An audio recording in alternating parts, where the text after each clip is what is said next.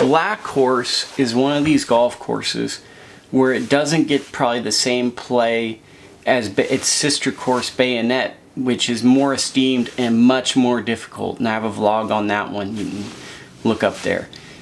Black Horse to me was the more obtainable course, and it was the gentle handshake that got me familiar with these set of courses. In retrospect, I played at Bayonet Black Horse. I think all people going in blindly should play Black Horse before Bayonet, because it's designed to be the easier of the two courses, but it still has the tricky elements of these courses. What are the tricky elements? The greens are kind of built like Pinehurst in the sense that they're built like a UFO, where it's very easy to run your ball off these greens, and they're very hard. They don't really take a divot. So to play on these courses, you have to really hit certain specific zones and think through the course, as well as hit accurate shots. So it becomes very difficult because there's just a lot of things that can come into play. I would bring 10 golf balls to play Black Horse, and this course can range anywhere from $160 to $65 to $40, I believe, after 4 o'clock. But the key is, for this course, be an NCGA member because you get a good discount. It's also featured, I believe, on Tee Off. This is a great facility, and it's a tremendous golf course. Black Horse, front 9. So this course is way more forgiving than Bayonet.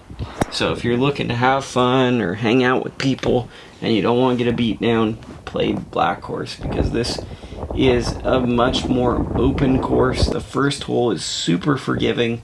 It's just like a big wide open par 5 with bunkers in places where if you really miss your shot, like I caught that one chunky monkey. Then I had this wedge in. If you can already tell that I'm jerking my head up, I was trying to keep a good pace, and I just caught it fat. And this is not bueno when you hit a good drive, a decent approach. Caught that heavy. And then I had this left for par, which, all things considered, that's pretty good. Really beautiful scenery at Black Horse, and I missed the par putt.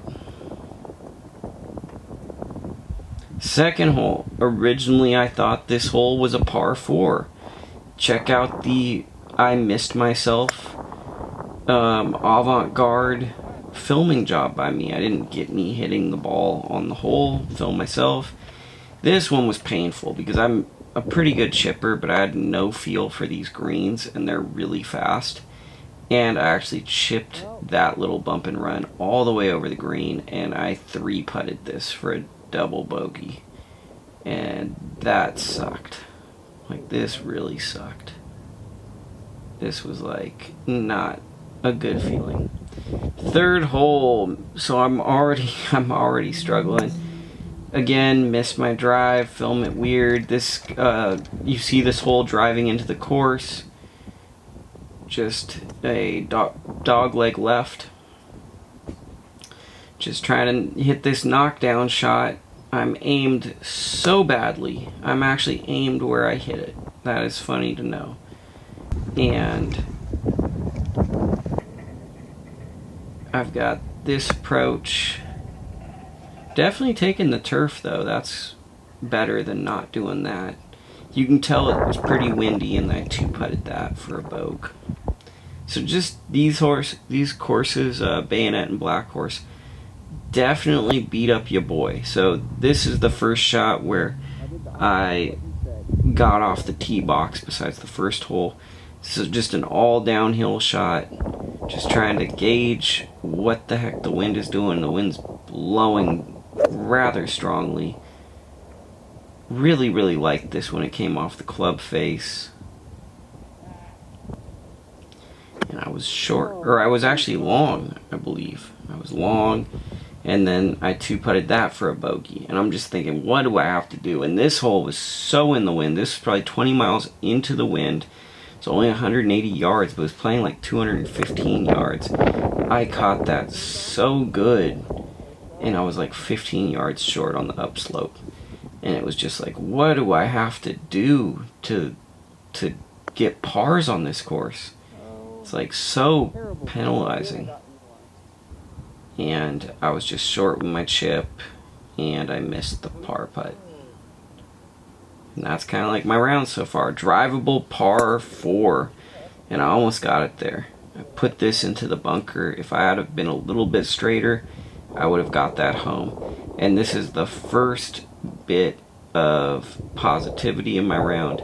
I got up and 2-putted and made a par, which was a big deal for this round. That's what the hole looks like. This is probably the signature hole of the course. It has this bunker, slew of bunkers, the dogleg right. It's not the longest hole, but it's definitely a position hole. I'm not sure I would take out driver on this hole if I played it again. I don't know. But I did, and I hit it right into a bunker, which I feel like if you watch me playing golf, you know that's what I do. I came over the top and missed to the left of the green with this, and I hit a really good chip. And this is where I felt like my round got going, was check out this putt. I actually filmed myself on this one, and this was pretty good. Round saver. I made the par. That just looked awesome. Now, the 8th and the 9th, I actually played later in the round. We teed off, and I didn't film my tee off, and then this is my second shot on the par 5, 8th. Really got it. And then I had about a 9-iron in, and I couldn't really gauge the wind or how things were going. And a theme that you will see is I fly a lot of holes at this course. And I actually flew it because there's so much bunkerage at this course. I figured it's better to go long, but it was actually a really hard long chip. And I put it out there and got that going.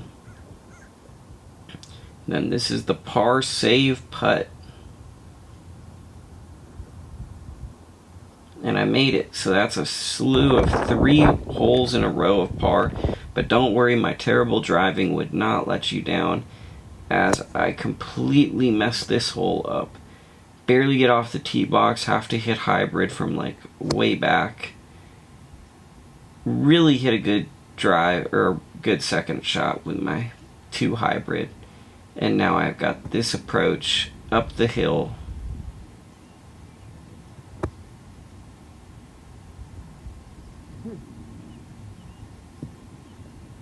And just kind of let myself down a lot on this course. Hard putt, and I actually 3-putted that.